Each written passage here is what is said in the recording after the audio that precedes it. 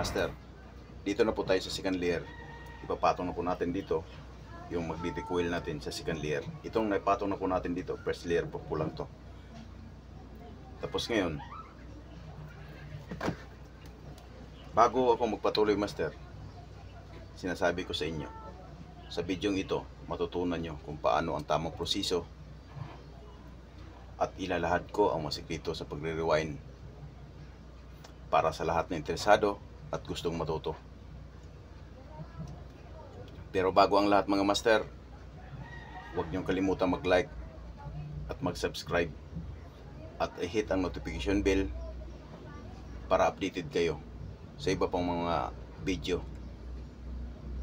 At pakishare na lang din po sa mga gustong matutong mag-rewind at sa mga kunting kaalaman pa sa rewind, baka makatulong din po sa kanila itong kunting kaalaman na i-share ko.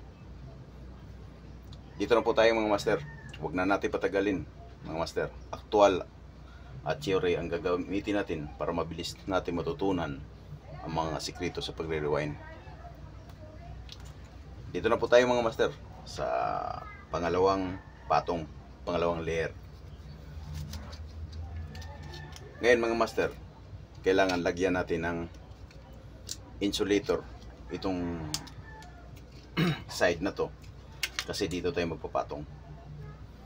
Ngayon, iti-theory ko muna sa inyo mga master kung bakit dyan tayo magpapatong. Ito master, kung napansin nyo, 1, 4, 17, katulad ng paliwanag ko nung una. Ngayon, magpapatong po tayo mga master. Itong mga bakod-bakod na to, kung mapansin nyo, itong mga guhit-guhit na to, ito yung slots mga master. Ito yung slots na walang laman. Itong dulo nitong 4 ending, dito tayo magpapatong. Dito tayo magpapatong mga master, para balance ang ating, yung sinasabing maging balance yung magnetic wave ng polarity natin. Kailangan dito tayo magpapatong sa ending, sa last. Ito yung mga master. Ito kung mapansin nyo mga master, ito yung 1, ito yung 4, ito yung 7, 10. Ngayon dito po tayo magpapatong sa last ng 4. Pause 4. Yan, ito na po yung master. Tapos ngayon pagdating sa third layer, sa last na patong, dito din po sa ending, sa 10, sa 10 tayo magpapatong. Dito po tayo magpapatong. Dito ang isa, yung pangalawang layer, dito yung pangatlong layer, para balance po yung magnetic wave natin, para walang problema talaga. Si master, i-actual ko na.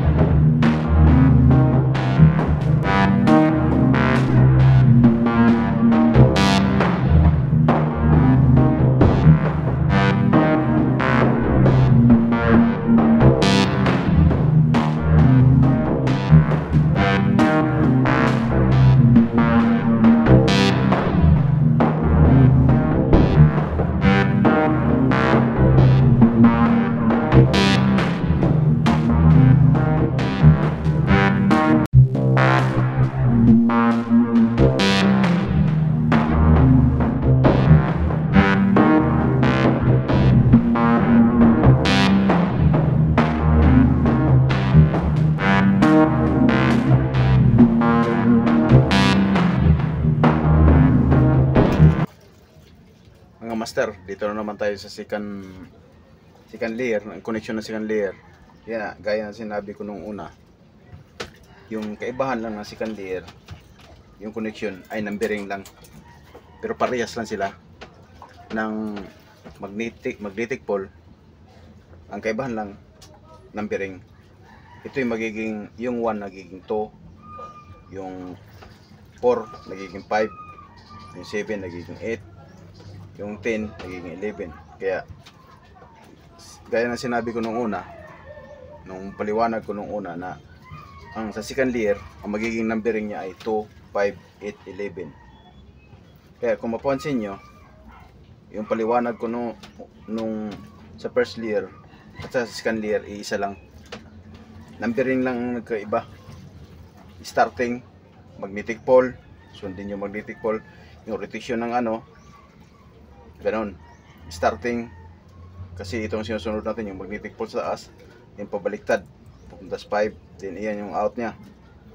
Ending to, ending 5, yun yung magsama. Tapos ganon din sa 8, yung magnetic pole nya, kung mapansin nyo, pag ganito.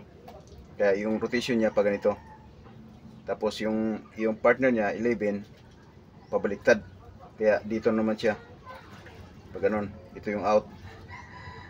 Masunod yung magnetic pole. Kaya kailangan masunod natin yung magnetic pole. Ganun din. Walang pagkakaiba niyan. Parehas lang sila ng kuan. Kaya sa numbering lang nagkabago. Kaya napaka-importante nito numbering. Kung anong katulad nito, ito yung magiging out natin. Yan, 2, 5, 8, 11. Tapos ngayon, i-actual ko kayo. Parehas lang din. Ngayon, sabi ko nga kanina, na para magiging balance yung polarity ng winding, kailangan doon tayo mag-ano sa ending, sa 4 ng ending. Ito master, kung mapansin nyo, ito yung unang layer natin, 1, 4, 7, 10. Ngayon, dito tayo magtuto. Ito sa second layer, dito tayo magtuto. Kasi ito yung 4, ito yung 2 natin. Kung mapansin nyo master, ito yung 2 natin. Kasi dito yung 4 eh. Yan. Dito tayo magtuto. 2 starting, 2 ending. Tapos, ang sunod, 2 starting, 2 ending. Ang sunod, 5. Ito na yun, marking natin ng 5. Ayan, 5 starting. Ito yung pangalawang coil. 5 starting. Ito yung ending nya, 5 ending. Ito naman magiging 8 ang sunod. Ito 8 starting, 8 ending. Tapos 11. Yan, 11 starting, 11 ending. Ganon din ho, walang pagkakaiba niyan. Kailangan yung ending 2 at ending 5 yung magsama. Tapos ending 8, ending 11, yun yung magsama.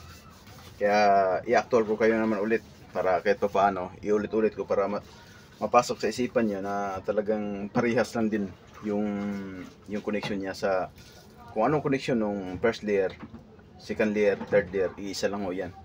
Nagkaiba lang sa salpak ng dito sa saan ka mag-starting. Yan nga sabi ko sa inyo, kailangan mag-starting kayo sa 4 ending. Doon mo isalpak yung pangalawang ano, yun ang markingan mo ng 2 para balance yung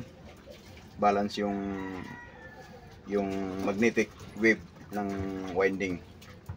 Kasi master i-actual ko. Ito ang kailangan natin, starting ending to, ending 5. Hanapin natin yung ending to, ending 5. Ending to, tapos ending 5. Ito master. Ending to, ending 5. Yan yung magsama ng ulit.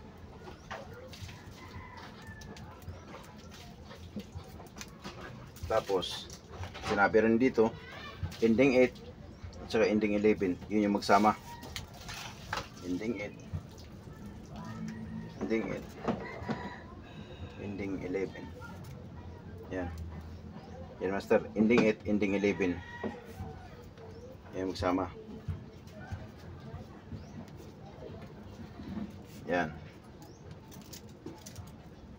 Katulad ng unang unang layer master, may natitirang 4. Kung katulad nung unang layer, may natirang 4. Ngayon, sabi ko nga, nung unang layer, na itong natitira ay puro starting. Starting to, starting 5, starting 8, starting 11. Ngayon master, ang mangyari nito, ilabas rin natin to. Ito yung magiging lead sa out natin ulit. 2, 5, 8, 11. Kaya yung ilabas natin para ang kulang na lang 4 ulit. Kasi 12 leads out nga to. Yun ang sinasabi ko, 12 leads out to. Kaya ilabas na naman natin to. Yan.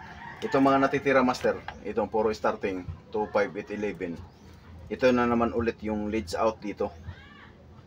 Leads out ng motor. Dito po ilalabas yan. Di ba may 4 tayo nung una sa first layer. Ito naman sa second layer 4. Di ba bali 8. Ngayon, sa third layer, 4 ulit. Kaya magiging 12 leads out siya. Yeah. Parehas lang master, walang pagkakaiba niyan. Kaya nga sabi ko sa inyo, dapat kung naintindihan nyo sa first layer, paulit-ulit nyo lang yan. Pagdating ng second layer, madali nyo lang maintindihan. Kasi iisa lang din yung paliwanag noon.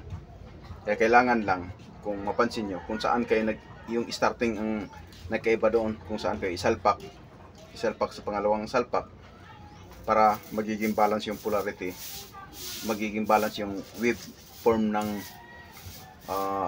wave polarity ng winding natin. Yeah, ganun lang kasimple master, ganun lang kadali yung pagiging connection nito. Ngayon may 8 na tayo, ito yung magiging leads out natin. Ngayon sabi ko nga sa inyo, yung ko-connect natin, katulad ito yung pinagsama natin. Mamaya pagkatapos ng patungan natin, i-connect rin natin to. Isusuldahin din natin nung mula nung unang first layer, tapos pangalawa, yun susuldahin natin. Kaya inisa-isa ko kasi para hindi kayo malito, kasi marami ng labas to eh. Pag halimbawa i-3 layer natin tapos bago connection, hindi nyo masyado maintindihan. Kaya sa first layer pa lang, binanggit ko na kaagad kung ano talaga ang connection. Ngayon pagdating sa second layer, naiintindihan nyo rin kasi iisa lang din sila eh. Yun na nga sinasabi ko, numbering lang ang magbago dito. Kaya nga kung sa paliwanag ko kanina, sa second layer, ito yung magsama naman 2, 5, 8, 11. Ngayon so pagdating ng third layer, 3, 6, 9, 12. Numbering lang magkaiba, pero yung polarity kailangan masunod din. Walang nagbabago sa polarity. Kasi kung ano ang polarity ng first layer, ganun din ang second layer at sa third layer, para hindi magkakaroon ng problema yung motor, para iikot yung motor. Yan lang master, yun lang, ganun lang din ang connection. Alam ko maintindihan nyo rin to. Basta paulit-ulitin nyo lang first layer, second layer. First layer pa lang maintindihan nyo, second layer, third layer, wala na problema.